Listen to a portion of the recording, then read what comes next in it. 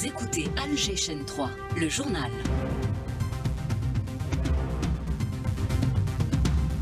12h sur Alger Chaîne 3, c'est l'heure du journal. Bonjour à tous. L'Algérie poursuit sans relâche le développement et le renforcement de ses capacités de défense. La revue Alger le souligne dans son dernier édito. Et une lutte sans relâche est menée par les différents services de sécurité contre les trafiquants de drogue. Des opérations couronnées de succès avec la saisie d'importantes quantités à Batna. Près d'1,5 million comprimés de prégabalines ont été saisis. 3 criminels arrêtés. Au plan législatif, de lourdes peines sont prévues dans la loi sur la prévention contre les stupéfiants et les substances psychotropes. Le texte sera présenté cet après-midi devant les membres du Conseil de la Nation pour débat. Après avoir accompli les rites du Hajj, le premier groupe de pèlerins regagne le pays cet après-midi à l'aéroport international Houari Boumediene. Nous retrouvons notre envoyé spécial dans le journal Hassan Chemache. Et puis, de nouvelles perspectives s'offrent au barrage de Beni Haroun en matière de transfert des eaux. La gestion de ce plus grand barrage du pays sera modernisée, a déclaré sur nos ondes ce matin le directeur général de l'ANBT. Alors que Raza est toujours sous les feux des bombardements, 53 martyrs ce matin et des dizaines de blessés, large condamnation de l'arrestation des membres de l'équipage de la flottille de la Liberté.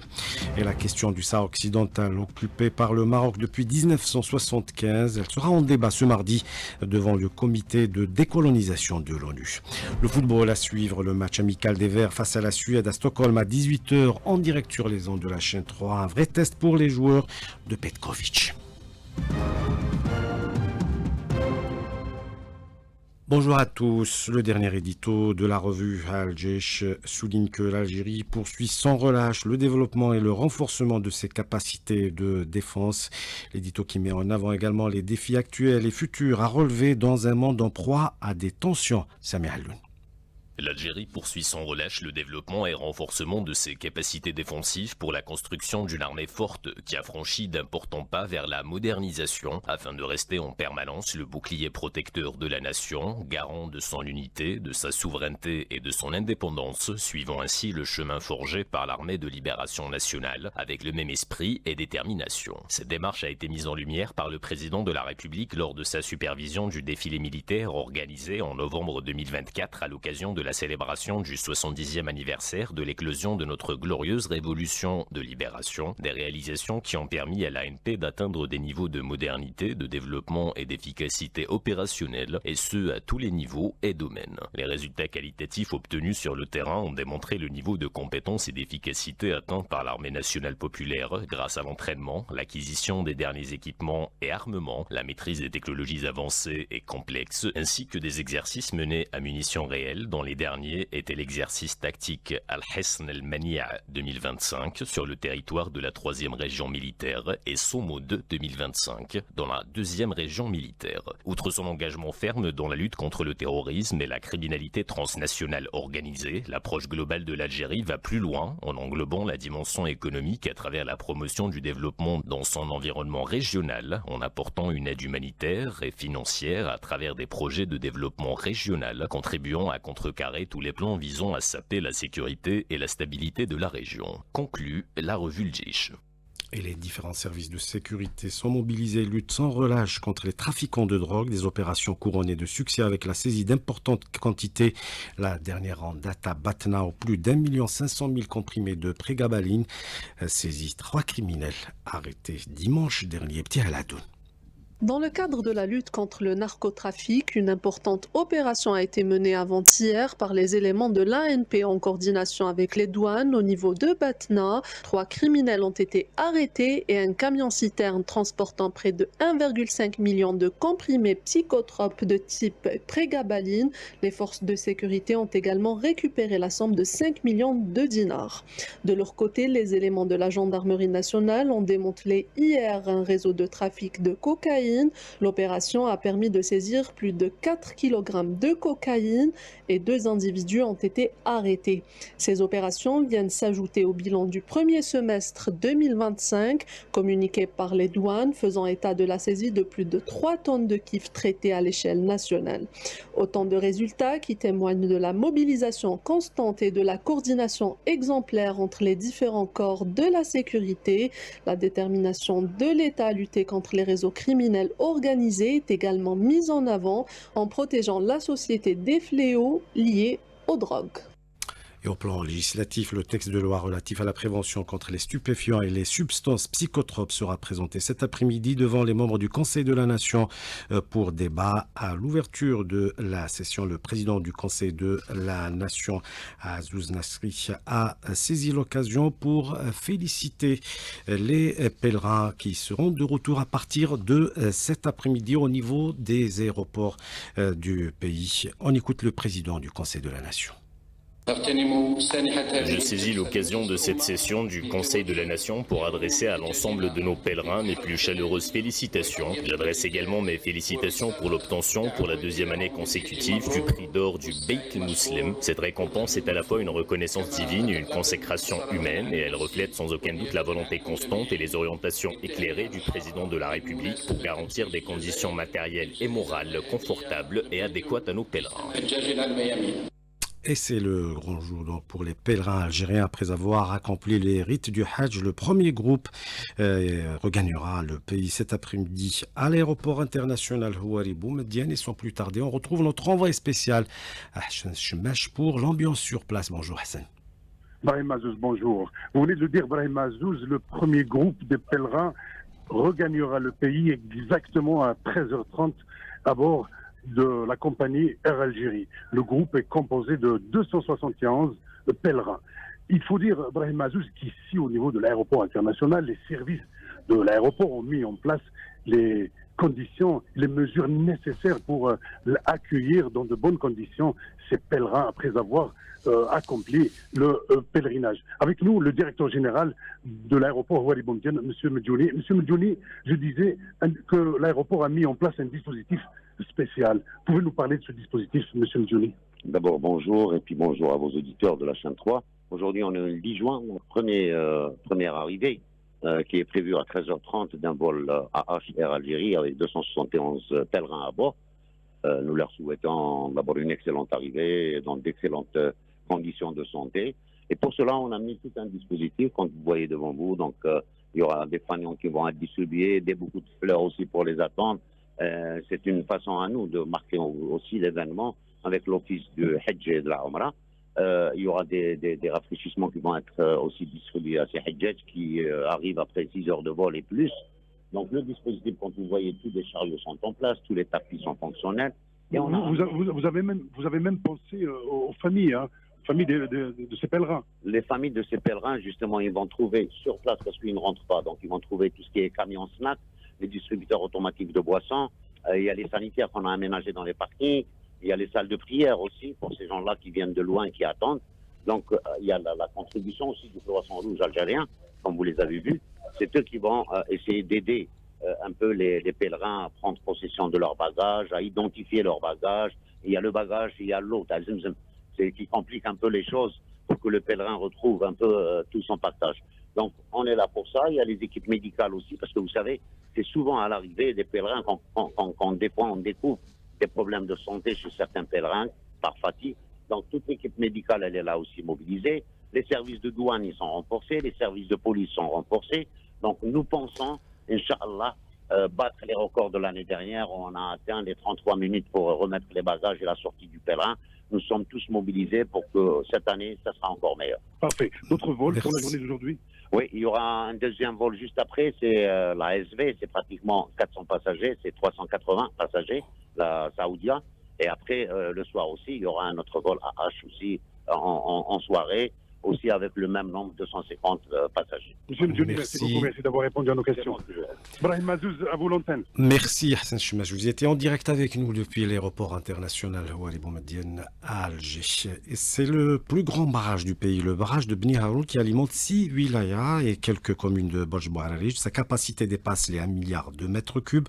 Aujourd'hui, de nouvelles perspectives s'offrent à cet ouvrage hydraulique qui est un modèle en la matière. Il s'agit d'augmenter ses capacités de transfert, comme l'a révélé ce matin sur les ondes de la chaîne 3 le directeur général de l'Agence nationale des barrages et des transferts, Ablatif Azira. Il répond à Nariman Nouali. On l'écoute. La station de Bni-Haroun, il faut la visiter. C'est une méga station, elle est unique dans le monde. Le système Bni-Haroun, c'est quelque chose d'unique. C'est un prototype qui peut transférer 900 000 jusqu'à 1 million de mètres cubes jour et qui assure l'alimentation en eau potable des 6 wilayas, voire 7 wilayas de l'est du pays. C'est un transfert direct et on a d'autres études justement pour interconnecter d'autres. On a une étude pour alimenter la wilaya de Beskram, Sila, toujours à partir du barrage de Bni-Haroun. Et la modernisation et la gestion est à l'ordre du jour également. Un accord vient d'être signé avec un partenaire chinois. Dernièrement, donc l'Agence nationale des barrages, on a conclu un protocole d'accord avec nos amis chinois justement pour intégrer l'intelligence dans la gestion de nos barrages. Aussi, nous avons un projet avec nos amis du Centre de recherche scientifique. Le projet est bien avancé pour la réalisation d'un drone pour levis bathymétrique. L'AMBT doit aussi s'adapter aux nouvelles technologies. La gestion classique elle a démontré ses limites et on est obligé de nous adapter à la nouvelle technologie. Abdelatif Fazira, le directeur général de l'ANBT, était l'invité du jour. Il répondait aux questions de Nariman Nouali. L'eau indispensable à l'agriculture, il y a aussi les intrants, semences et engrais notamment. Des projets sont lancés pour sortir justement de la dépendance aux importations et le secteur privé met la main à la pâte également, se lançant dans la production de pesticides et des engrais. Rimbokado. Autrefois dominé par les importations, les intrants agricoles, semences et engrais, aujourd'hui une nouvelle dynamique est en train de s'imposer. Il s'agit d'atteindre l'autosuffisance et avec l'entrée en exploitation du projet de phosphate de Tébessa, l'Algérie deviendra l'un des principaux pays exportateurs d'engrais. Lala Boukhalfa, expert agricole. Pour ces engrais, l'Algérie est bien positionnée, surtout pour l'urée 46, avec le marché qui a été conclu avec Oman. Nous sommes actuellement arrivés à l'autosuffisance et nous exportons vers certains pays africains et pays américains. Et il y a aussi le phosphate, pour un montant de 7 milliards de dollars, permettra à l'Algérie de se positionner parmi les premiers producteurs au monde. La production d'intrants agricoles est devenue une priorité nationale et c'est justement ici que les entreprises privées font leur entrée en force. Elles participent à construire une agriculture plus résiliente. Ilyas Rahmoun, gérant de la Sarl Soft Agriculture. On s'est lancé sur une unité de production de pesticides et des engrais avec une technologie qui est très développée. On va diminuer l'importation au début. On va travailler sur le marché national, mais on vise déjà l'exportation. Les engrais, élément crucial pour améliorer les rendements agricoles, sont depuis longtemps un point névralgique de la politique agricole nationale. Actuellement, l'Algérie exporte cette matière première vers plusieurs pays dans l'Amérique latine. Les importations de cette matière par le Brésil ont atteint les 45 millions de dollars durant le premier trimestre de l'année en cours. Un sujet signé Rimbokado. Sinon, il y a des drones phytosanitaires, engrais biosourcés et croisements génétiques de races ovines. L'Institut national d'agronomie a présenté ce matin ses pépites de recherche lors de la visite du ministre de l'Enseignement supérieur Kamal Badari, venu saluer justement la nouvelle génération d'innovateurs agricoles. On écoute au micro de Maïssa Smail. Ici, nous valorisons les résultats de la recherche dans plusieurs domaines, notamment dans l'élevage et la gestion de ce bétail exceptionnel et rare en Algérie, représenté par la race Hamra, à travers l'utilisation de l'innovation de la puce électronique pour son suivi géographique et génétique, en vue de la reproduction et de l'amélioration de ses capacités de production dans le domaine de l'élevage de bétail d'exception dans notre pays. Le ministre de l'Enseignement supérieur au micro de Maïssa Smail. Le comité spécial de la décolonisation de l'ONU débattra ce mardi de la question du Sahara occidental occupé par le Maroc depuis 1975. Le comité qui a entamé hier sa session de fond 2025 est chargé d'étudier la situation en ce qui concerne l'application de la déclaration sur l'octroi de l'indépendance au pays et au peuple colonisé. Et une commission internationale d'enquête des Nations Unies affirme ce mardi que les attaques sionistes contre des écoles et des sites religieux et culturels dans la bande de Gaza constituent des crimes de guerre et de crimes contre l'humanité, d'extermination. L'enclave palestinienne est toujours sous le feu de l'armée d'occupation. Selon des sources médicales, le bilan de cette matinée est d'au moins 50 martyrs, dont 20 personnes attendaient l'aide humanitaire près du corridor de Nezarim depuis Gaza. On écoute le témoignage du journaliste Rami Aboujamous. Il est contacté par Rabia Slimani. Les gens qui allaient chercher l'aide humanitaire, ou bien plutôt d'aide inhumanitaire que les Israéliens voulaient distribuer aux Palestiniens dans ce qu'on appelle le corridor Netzarim. Essayer de trouver quelque chose à manger pour leur famille. Dizaines de milliers de personnes qui vont tous les soirs, tous les matins tôt, en risquant leur vie, en savant qu'ils allaient être visés par l'armée d'occupation, juste parce qu'ils veulent rentrer avec un sac de farine ou bien un colis. On peut trouver quelques pâtes et quelques sucres. On est en train de vivre dans un camp d'israélisation de jamais vu dans le monde. Des boucheries, des massacres tous les jours. Affamer une population entière. Jamais vu dans le monde. Tuer des jeunes parce qu'ils veulent chercher un sac de farine. Et le pire de pire, le silence du monde entier. Personne ne réagit. Je ne sais pas pourquoi on nous considère qu'on n'est pas des êtres humains. La communauté internationale, ils sont en train de nous considérer, comme il a dit l'ancien ministre de la guerre israélien, comme des animaux humains. On est en train de vivre la mort. Et alors que des milliers d'activistes de 34 pays en coordination avec des organisations non gouvernementales, des diplomates et des organisations humanitaires prévoient de manifester au poste frontière de Rafah le 15 juin pour dénoncer le génocide en cours et le blocus. 8 militants qui étaient à bord de la flottille de la liberté, parmi eux l'eurodéputé Rima Hassan, sont toujours détenus par les autorités sionistes. Ils refusent de signer un papier qui mettait comme condition de reconnaître l'illégalité de leur action. Le militant Hamdan Damiri, contacté par Rabia Slimani. Des personnes qui faisaient partie de la flottille, d'abord n'étaient pas armées. L'interception a été faite dans les eaux internationales. Toute cette action israélienne, elle est complètement illégale. C'est la raison pour laquelle Rima Hassan, qui est juriste aussi, et en tant que juriste, il connaît le volet juridique de l'action israélienne. C'est la raison pour laquelle elle a refusé de signer documents qui donnent raison à l'autorité israélienne de la renvoyer par la force dans un avion pour qu'il rentre en France. Ce sont des personnes qui étaient kidnappées carrément, ce sont des otages. Moi, je fais partie de ceux qui vont marcher le 13 matin, partir ensemble. Tous qui viennent par avion vers le Caire partent ensemble le 13 matin. On est déterminés à continuer notre action et pour le 13 matin, on va partir vers le Sinaï. On doit traverser le canal de Suez et c'est à ce moment-là il y a un barrage égyptien de contrôle et là on doit à ce moment-là donner les raisons pour lesquelles on va entrer en Sinaï. Il y a des milliers de personnes qui vont arriver au Caire par des avions de 35 pays presque dans le monde et plus le convoi qui a démarré en Tunisie dans laquelle il y a des Algériens, il y aura des Libyens. Et malgré le génocide, la résistance ne fléchit pas. Raza, elle est même soutenue par l'Axe de la résistance qui gagne des points stratégiques sur l'entité sioniste, selon Ali Hami, expert militaire contacté par Karim Abnour. ما تزال وحدة المعركة موجودة ما بين اليمن L'axe de la résistance est toujours fort entre le Yémen, Gaza et le Liban. Et malgré le fait que l'ennemi sioniste assiège Gaza, le Yémen lui aussi maintient un blocus contre l'occupant. La pression est menée par les deux parties. L'armée sioniste gagne probablement quelques points sur le terrain, mais côté stratégie, il est le plus grand perdant et dans quelques mois, on assistera à la fin du génocide. Et on passe au sport avec le football et le match amical de ce soir. Suède-Algérie, Hamza Rahmani.